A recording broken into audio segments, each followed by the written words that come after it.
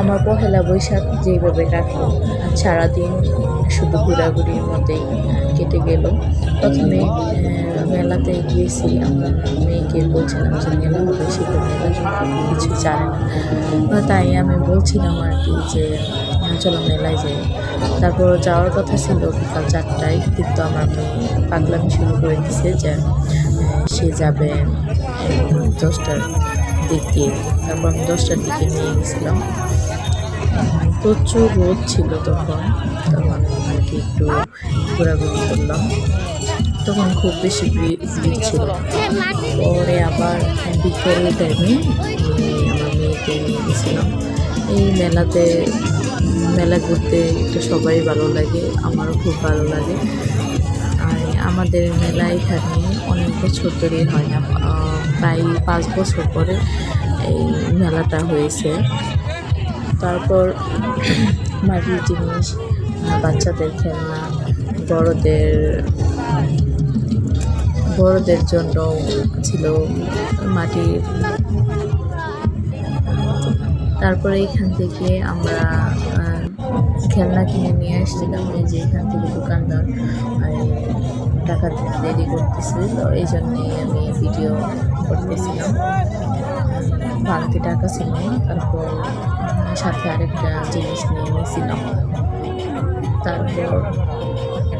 তারপর চলে গেলাম ঐতিহ্যবাহী মেলার আরেকটি আকর্ষণ, সেটা হলো হাতের মধ্যে মেহেদি টাইপ আর কি, রং দিয়ে যে মেহেদি টাইপ করে ওইখানে গেলাম। ওইখানে গিয়ে আমার মেয়েকে দেখায় নিয়ে আসলাম। আমার মেয়ে বলতেছে আমি কিন্তু নিজেই মেহেদি দিতে পারি, তুমি মেহেদি দিয়ে দাও আমার হাতে, কত সুন্দর সেই গলা বলতেছে।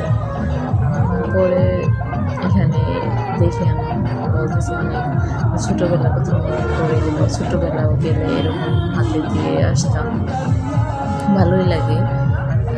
আর সবাই যখন ছোটো ছিলাম, চাচাতো ভাইয়েরাও দিত, বোনেরা দিত, তখন আমরা একসাথে দিয়ে সবাই হাত মিলে আরও খুব বেশি মজা করতাম।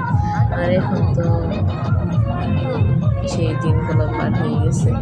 আর মেলায় গেলে সবার আগে শৈশবের কথা পড়ে যায়। তারপর এখান থেকে মেলার এই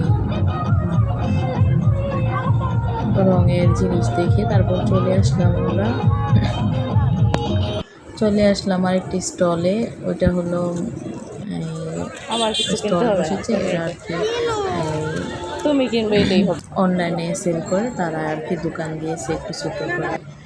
তারপর এখানে 20 টাকা করে গেঞ্জি বিক্রি করতেছিল। তারপর এখান থেকে দুইটা টি-শার্ট আনলাম, আর আমার ছেলের জন্য একটা টি-শার্ট নিয়ে আসলাম। দেখে নিয়ে আসতে কি করবো, যে অবস্থা লাইফে খোলা থাকে, এটা বিকালবেলা তৈরি জিনিস আর কি, এক্সপোর্টের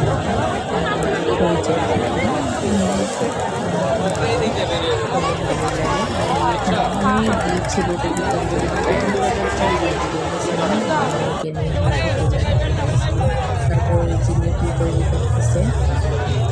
এখান থেকে জিলেপি কিনে বাসায় চলে আসছে।